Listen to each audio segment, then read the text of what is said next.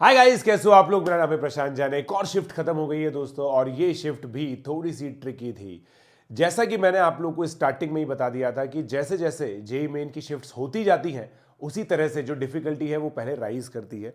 और आज भी ये देखा गया कि जो डिफिकल्टी है वो थोड़ी सी राइज की है। केमिस्ट्री का पेपर काफ़ी डिमांडिंग आया, फिजिक्स ऑन द लाइन था, मैथमेटिक्स ऑन द लाइन था।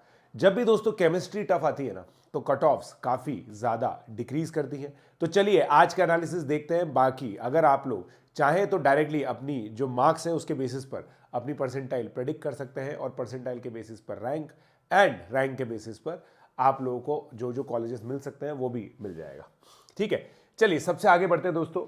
आज भी हम लोगों ने तकरीबन 50 क्वेश्चंस एनालाइज किए, और इन 50 क्वेश्चंस के अंदर हम लोगों का जो ऑब्जर्वेशन था वो ये था कि मैथमेटिक्स के अंदर जो पेपर है वो 12th की तरफ स्क्यूड था, यहां पे भी और यहां पे भी। राइट, अगर मैं यहां पे देखूं तो आज मतलब हम लोग हर फर्स्ट शिफ्ट के अंदर देख रहे हैं कि ऑर्गेनिक केमिस्ट्री के काफ़ी ज़्यादा क्वेश्चंस रिपोर्ट हो रहे हैं। केमिस्ट्री के जो क्वेश्चंस थे, केमिस्ट्री के बारे में मैं खासकर और कुछ बात करना चाहता हूं दोस्तों। ठीक है, यहां पे देखिए केमिस्ट्री के बारे में, paper was tougher than both shifts of 21 and 22 Jan. Few questions had lengthy calculations, there were analytical thinking questions, more weightage of class 12।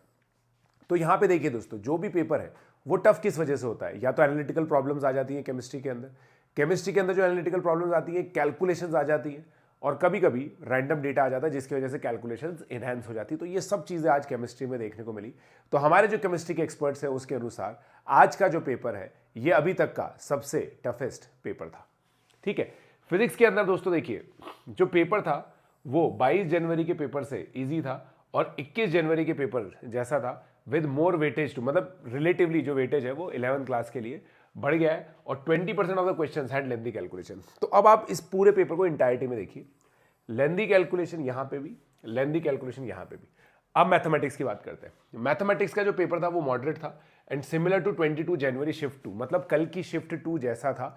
मतलब ये पेपर भी ऑन द टफर साइड ही था। ठीक है, अब मैं आप लोगों को बहुत सिंपल सी बात करता हूं। देखिए, मैथमेटिक्स और केमिस्ट्री, इन दोनों के बेसिस पर हम लोग ये चीज कह सकते हैं कि जो कट ऑफ्स है वो डिक्रीज करनी चाहिए। ठीक है, बट फिजिक्स का जो पेपर था ना, वो दोस्तों कल के मुकाबले इजी आ गया। तो हम लोगों ने इसको थोड़ा सा बैलेंस आउट किया है, and that is why as per us the cut off. अच्छा पहले हाँ टॉपिक्स भी बता देता हूं। तो अब देखिए यार, मैथमेटिक्स के अंदर मैं ये चीज देख रहा हूं कि रिलेशंस में से दोस्तों क्वेश्चंस आ ही आ रहे हैं, और डोमेन ऑफ फंक्शन के भी क्वेश्चंस आ रहे हैं। तो नंबर ऑफ रिलेशंस और डोमेन के जो क्वेश्चंस है वो आप अपनी शिफ्ट में एक्सपेक्ट करें। 5 शिफ्ट्स के अंदर अभी तक लगातार क्वेश्चन है। डेफिनेट इंटीग्रेशन के अंदर लगातार 2 शिफ्ट से हम लोग लेबनिट्स का क्वेश्चन देख रहे हैं। वेक्टर के अंदर तो स्क्यू लाइन वगैरह के क्वेश्चंस आए होंगे अभी तक। वैसे स्क्यू लाइंस का मिनिमम डिस्टेंस की बात अभी तक नहीं हुई है, क्या पता इस बार वो लोग कम दे रहे हो। ठीक है, चलिए अब हम लोग बात करते हैं आगे की। परसेंटाइल देखिए, 99.9 परसेंटाइल हम लोग बोल रहे हैं कि 227 नंबर पर जाने की उम्मीद है, क्योंकि केमिस्ट्री का जो पेपर है वो टफर साइड पे था। और मैं भी जब सॉल्यूशन भी बता रहा था ना, तो सारे बच्चे यही चीज बोल रहे थे कि सर टफर साइड है, टफर साइड है, टफर साइड है पेपर। मैथमेटिक्स मैंने सॉल्व किया दोस्तों, मेरी नज़र में कल का जो पेपर था ना, मतलब जो वो ज़्यादा टफ था इसके मुकाबले। मतलब इस शिफ्ट का पेपर मुझे इजी लगा कल जो शाम को मैंने क्वेश्चन सॉल्व किए थे उसके मुकाबले।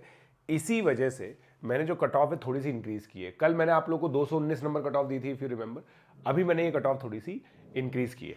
ठीक है, 99 परसेंटाइल 166, 112 और 101। मतलब इस पेपर में अगर आप 170 प्लस लेकर के आ रहे हैं तो आप ये मान के चलिए कि आप लोगों को एनआईटी की बहुत ही अच्छी सीट मिल सकती है। अब एनआईटी की सीट कैसे मिलेगी?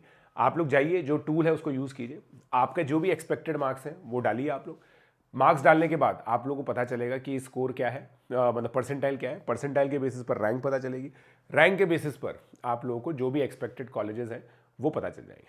ठीक है गाइस, सो आई होप आप लोग को ये पूरी इंफॉर्मेशन समझ में आ गई है। जिन बच्चों को नहीं पता है मैं उनको बता दूं, 99.9 मीन्स 1600 रैंक होती है, ये 16,000 रैंक होती है, और इस पैरामीटर का मतलब होता है जेई एडवांस क्वालिफिकेशन। राइट, ये बच्चा जेई एडवांस के लिए क्वालिफाई कर जाता है अगर इस क्राइटेरिया को मीट करता है तो। राइट गाइस, तो अब इसी के साथ बस समाप्त करते हैं हम लोग, और अगली शिफ्ट के अंदर मिलेंगे। 5 शिफ्ट हो चुकी है दोस्तों, 50% of the JEE Main is done. It is like a festival everybody, मतलब 2027 के बच्चों के लिए भी मैं बता दूं कि आज रात को एक स्पेशल क्लास में दोस्तों करूंगा, आप लोगों के लिए भी इंपॉर्टेंट है, की टेक अवेज वाली, जहां पे मैं आप लोगों को बताऊंगा कि जेई एडवांस के लिए आप लोग क्या टेक अवेज ले सकते हैं जेई मेन की इस शिफ्ट से, मतलब इन जो 5 शिफ्ट्स हुई हैं उसके बेसिस पर, इनफैक्ट 6 शिफ्ट्स हो जाएंगी तब तक।